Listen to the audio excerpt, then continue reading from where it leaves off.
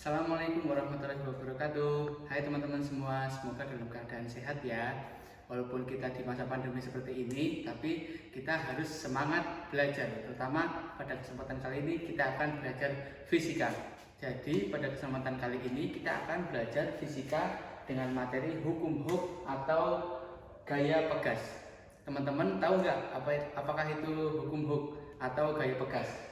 Kalian pernah dengar kan pasti ketika kalau kalian di kendaraan bermotor, pasti di motornya itu ada bagian yang namanya shock breaker atau yang berfungsi sebagai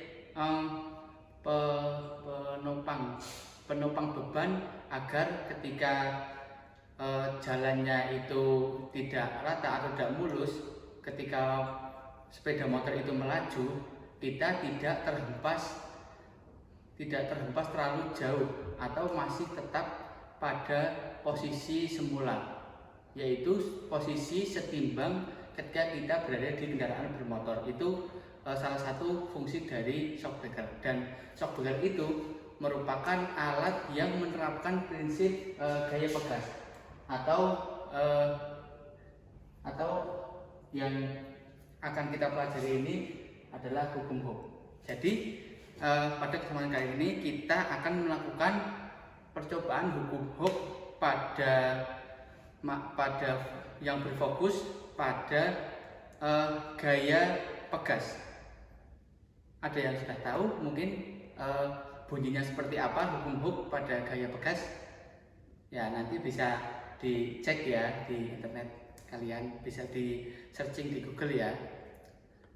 Langsung saja kita akan melakukan percobaan hukum Hooke. Kita pertama-tama akan mengukur besaran-besaran atau alat yang akan kita gunakan pada eksperimen hukum Hooke ini.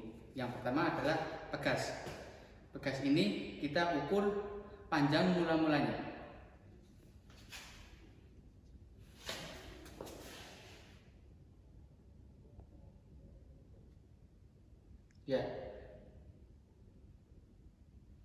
Ya, ini setelah kita ukur itu mendapatkan nilai 12 cm. Untuk selanjutnya kita akan mengukur beban pada masing-masing percobaan ini menggunakan neraca.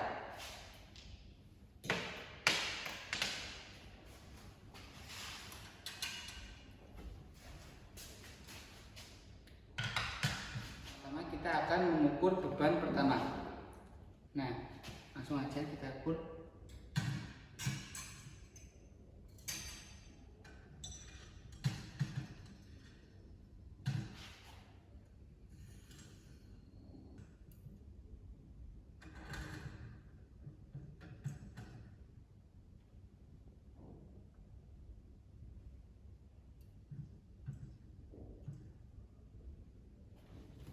Nah, teman-teman, ini sudah kita ukur dan mendapatkan hasil 34,8.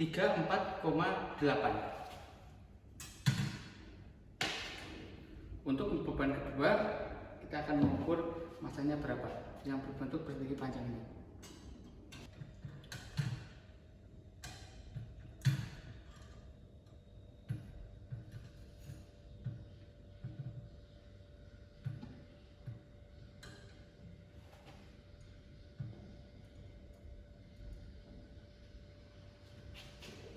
Nah, untuk beban kedua ini kita dapatkan data masanya sebesar 57,2.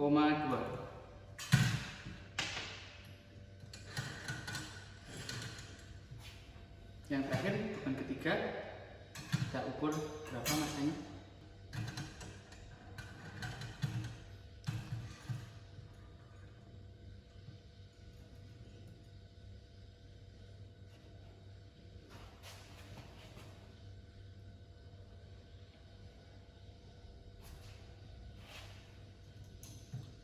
Nah, kita mendapatkan data massa untuk beban ketiga sebesar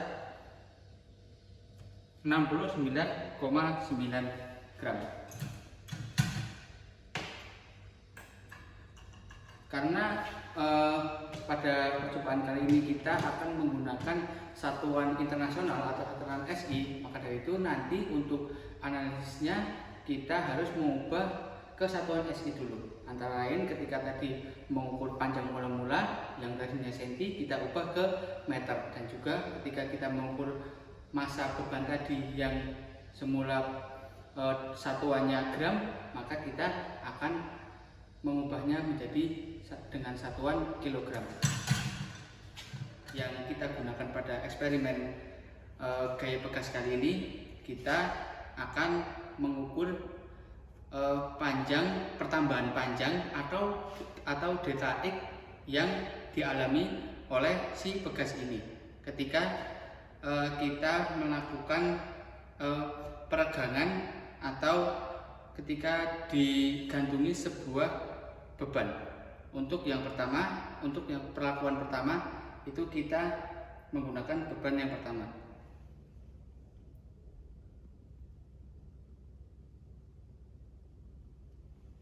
Nah, habis itu ketika kita sudah digantungkan, beban sudah kita gantungkan, kita mengukur pertambahan panjang yang dialami pegas.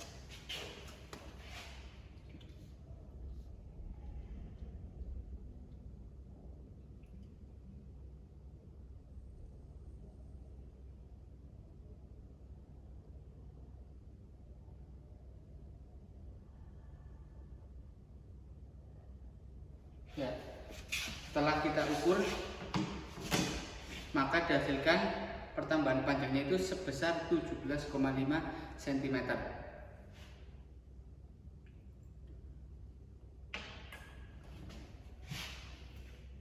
Lalu selanjutnya untuk perlakuan yang kedua, kita gantungi beban yang kedua.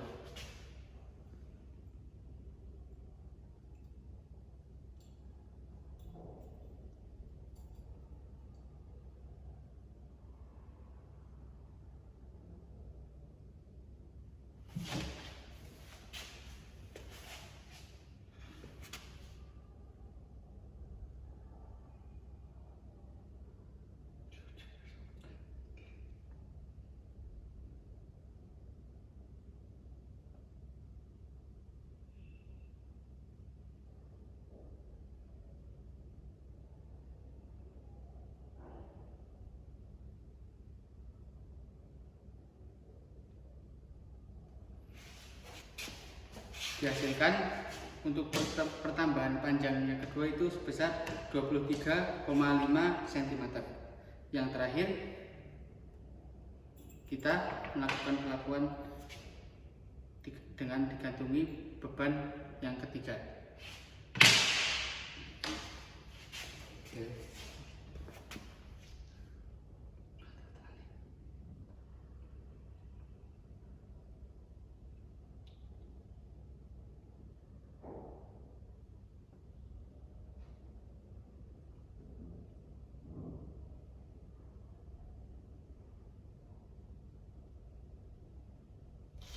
Nah, dihasilkan pertambahan panjangnya sebesar 26,5 cm.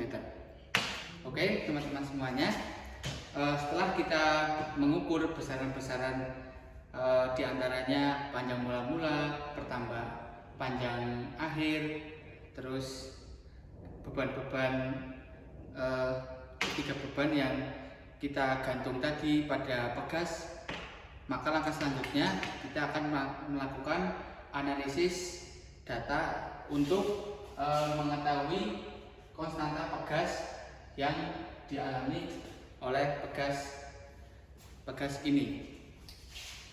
Berdasarkan hukum Hooke atau gaya pegas, nah bisa dilihat di sini ya teman-teman, itu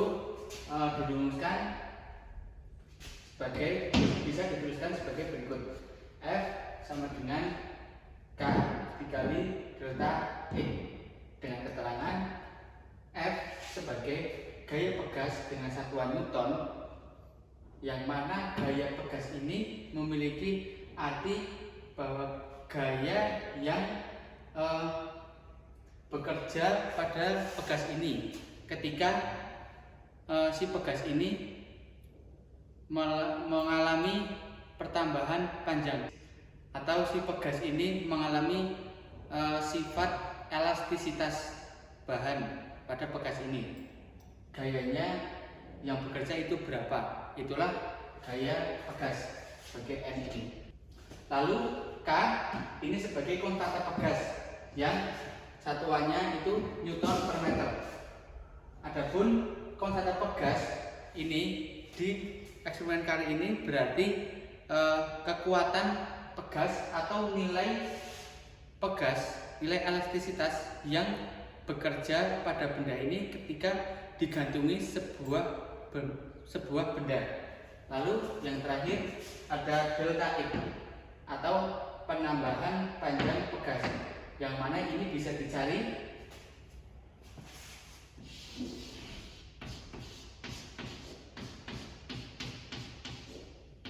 dengan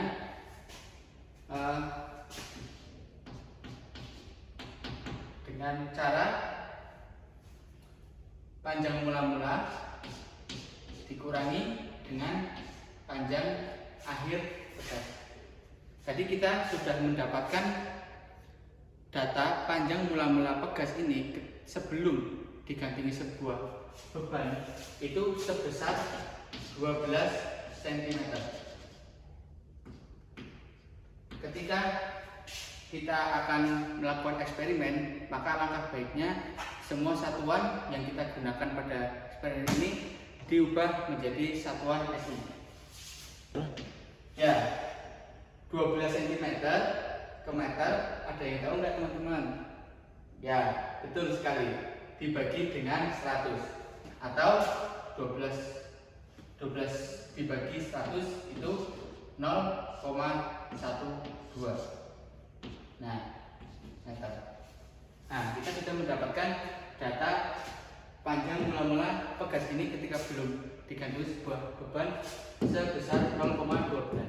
Ya, kita sudah mendapatkan panjang mula-mula untuk pegas ini sebesar 0,12 meter. Untuk selanjutnya mengukur pertambahan panjang untuk perlakuan kita yang pertama atau menggunakan beban yang pertama itu nanti bisa dicari dengan cara berikut ini. Panjang mula-mula dikurangi dengan panjang akhir ketika sudah digantungi beban. Begitu seterusnya sampai perlakuan ketiga. Lalu untuk selanjutnya kita akan mencari gaya pegas yang bekerja pada pegas ini. Tadi sudah sedikit saya jelaskan bahwa gaya pegas yang dimaksud pada eksperimen kali ini itu besarnya gaya tarik terhadap pegas ini oleh beban ini, sehingga si pegas ini ada sifat elastisitasnya itu muncul, atau dengan kata lain si pegasnya ini mengalami penambahan panjang. Nah, untuk mencari gaya pegas ini ya dengan cara F sama dengan M dikali G, karena kita menggunakan G karena gerak kita pada eksperimen ini adalah vertikal. Karena itu menggunakan kecepatan gravitasi. Kecepatan gravitasi yang kita akan gunakan pada eksperimen ini sebesar 10 meter second, 10 meter per second. Nah, nanti caranya dengan mengkalikan massa yang kita ketahui ini, dan jangan lupa dikonversikan ke dalam kilogram, lalu dikalikan dengan 10. Nanti sudah ketemu nilai gaya pegas perlakuan pertama sampai ke perlakuan ketiga tadi yang sudah saya praktekkan.